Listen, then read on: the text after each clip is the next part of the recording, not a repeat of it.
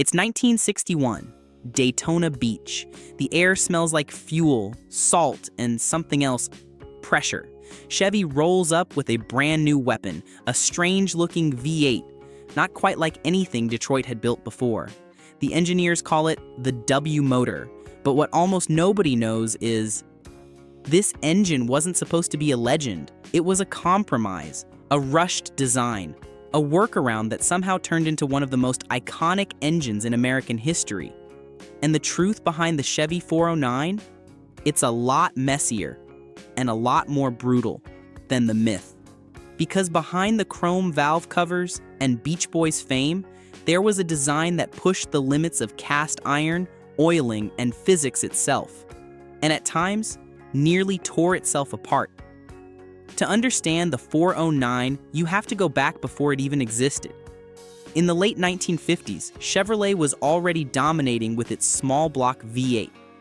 Lightweight, reliable, cheap to produce.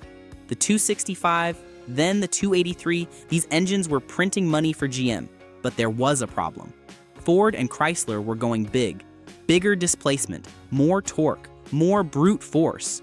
Ford had their FE series, Chrysler had their monster Hemis and wedge motors, and suddenly, Chevy's small block didn't look so dominant anymore.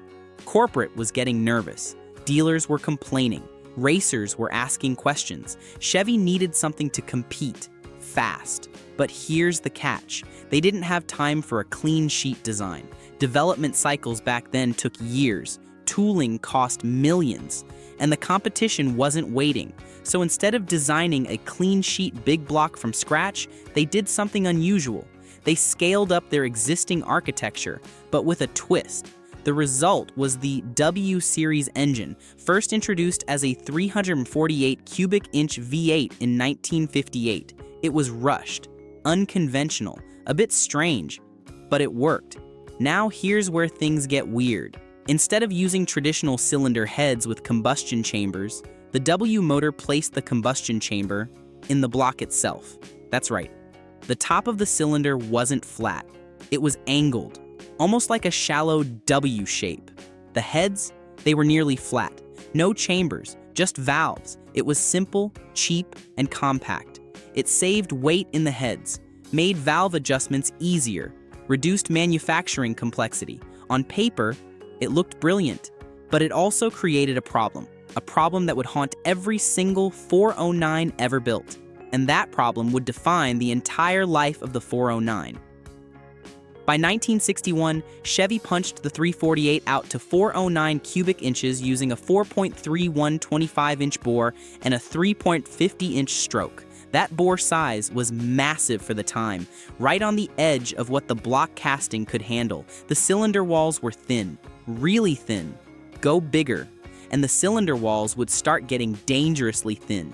Engineers warned about structural limits, about flex, about the risk of cracking under sustained high load. But marketing didn't care. They wanted 400 plus cubic inches. They wanted a number that sounded powerful. They wanted bragging rights. So 409 it was. Compression ratios up to 11.25.1 in high-performance versions. In an era when most street engines ran 9.1 or 10.1, that was aggressive, maybe too aggressive. Horsepower, officially 360 HP with a single 4-barrel carb. But that wasn't the real story, because with dual quad carburetors, solid lifters, and aggressive cam timing, the 409 was making 409 horsepower 1 horsepower per cubic inch. Back then, that was borderline exotic, Ferrari territory, and in race trim, closer to 425 horsepower. Some tuners claimed even more, 435, 440, numbers that sounded impossible. Torque? Around 420 lb-ft. But again, that's the official number. On a chassis dyno with open exhaust and race fuel, some engines were hitting 450, maybe 460 lb-ft. That kind of power didn't just move cars. It punished everything connected to it. Drive shafts twisted like licorice, transmissions failed after a few hard launches, rear ends cried for mercy, U-joints exploded, axles snapped. It wasn't uncommon to see a car launch hard, and then coast to a stop with a broken driveline. But there was a deeper issue, one that wasn't obvious until engines started dying. The combustion chamber design, the signature W, looked clever on paper, but in reality, it created uneven flame travel. Instead of a compact, efficient burn starting from a central point, the mixture had to travel across that angled surface. Think of it like trying to light a bonfire from one corner instead of the center. That meant hot spots, detonation risk, and inconsistent combustion. Some areas of the chamber would ignite early, others late. The flame front wasn't smooth, it was chaotic. At high RPM, things got worse. Fuel distribution wasn't perfect. Some cylinders ran hotter than others. Number 7 and 8 cylinders in particular seemed to run lean. Hot, dangerously hot. And when you pushed compression past 11.1, you were flirting with disaster, pre-ignition, detonation, pinging that sounded like marbles in a coffee can. Mechanics started noticing something disturbing. Burnt pistons, pitted cylinder walls, spark plugs that looked like they'd been through a war. Electrode tips melted, insulators cracked, porcelain turned white from excessive heat. One racer reportedly said, "It felt strong until it didn't, then it failed all at once." No warning, no gradual loss of power, just bang. Silence, and a very expensive pile of scrap metal. But that wasn't even the worst problem. The real nightmare was oiling. At high RPM, especially above 6,000, the oiling system struggled to keep up.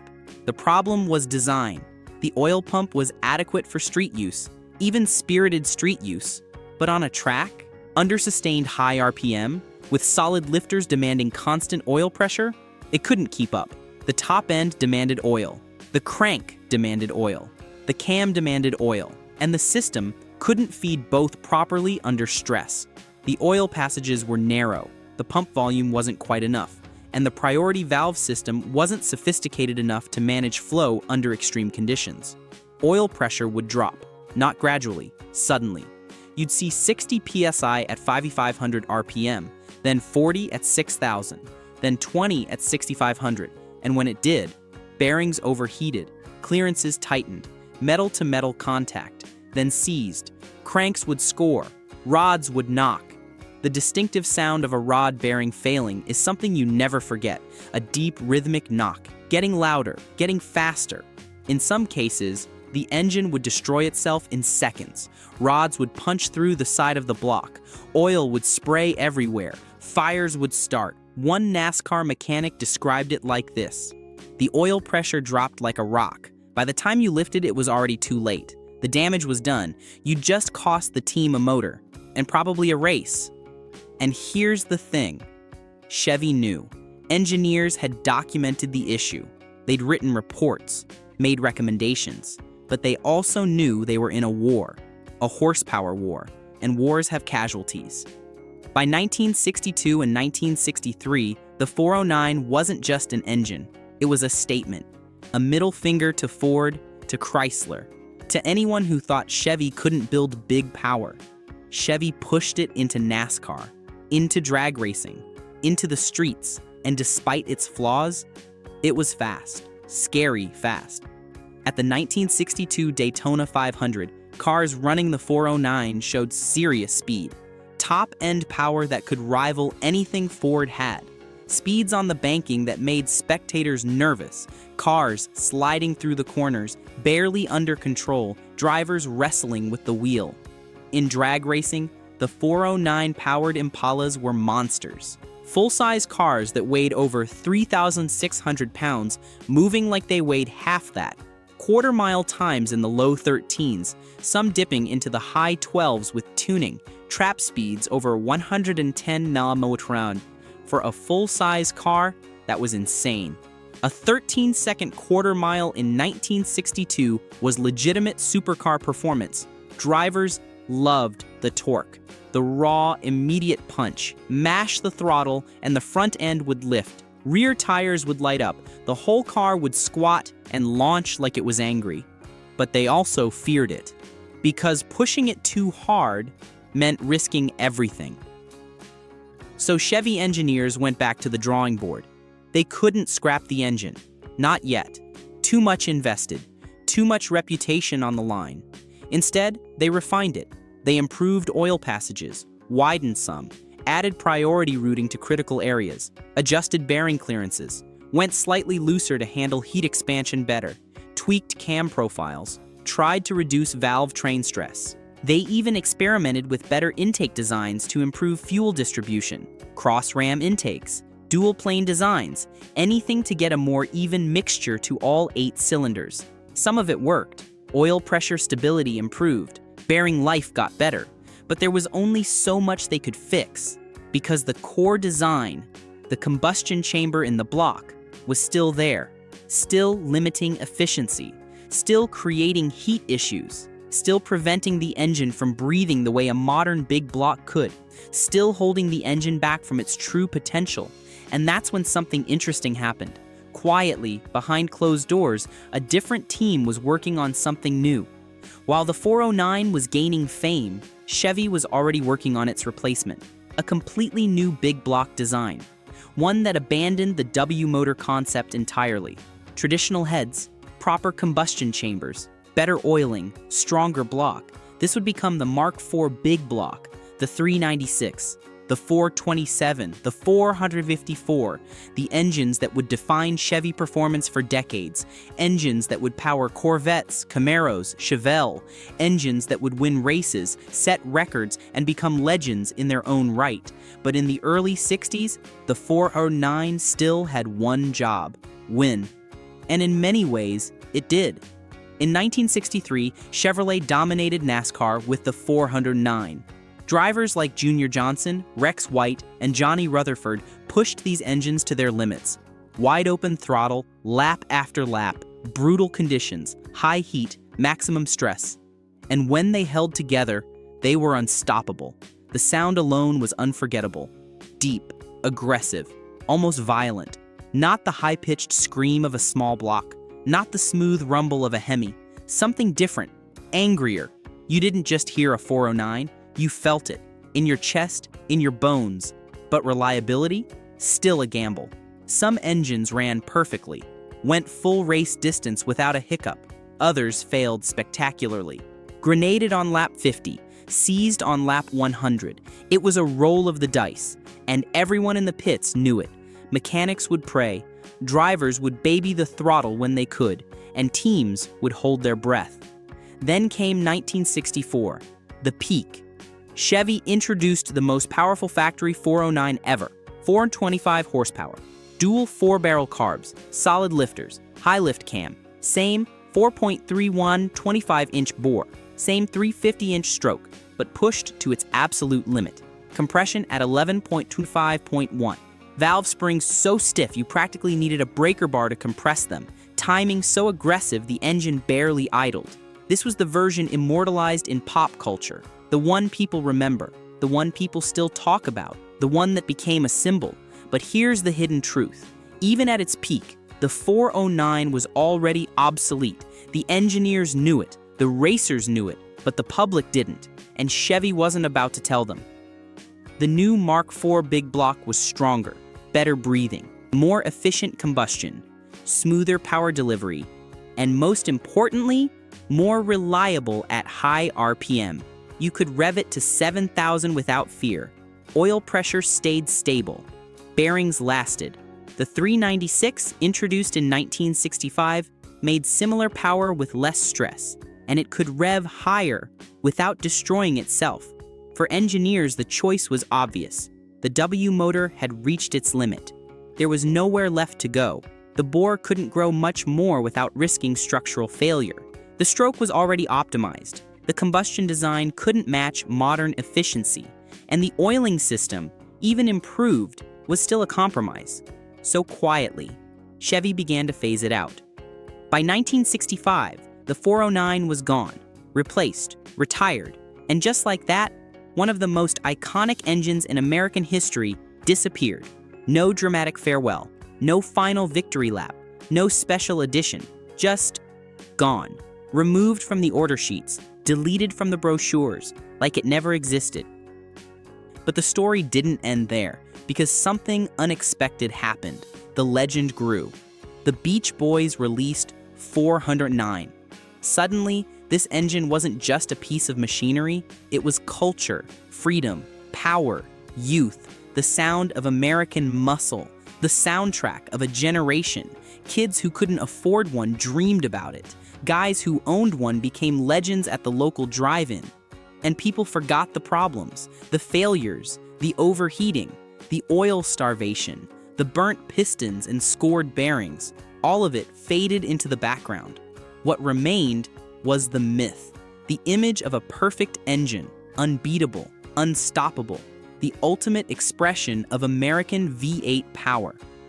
Today, original 409 engines are rare. Many were blown up, replaced, scrapped. The ones that survive are treasures. Collectors hunt them down. Restored cars sell for massive money. Some well-preserved 409-powered Impalas can fetch over $100,000. Hardtops, convertibles, especially the lightweight bubble-top coupes, numbers-matching cars with original drivetrains, even more. Not because they were perfect, but because they weren't. They were raw, unrefined, on the edge. They had character, danger, soul, and that's what made them special. So what's the real story behind the Chevy 409? It wasn't a flawless masterpiece. It was a stepping stone, a bold, experimental design that pushed boundaries and paid the price. It made up to 425 horsepower in its final form. It dominated races and destroyed itself doing it. It inspired a generation while being quietly replaced behind the scenes. It was brilliant and flawed, revolutionary and outdated, a legend in a compromise, all at the same time. And maybe that's what makes it legendary, not perfection, but the chaos, the risk, the fact that every time you started it, you were tempting fate.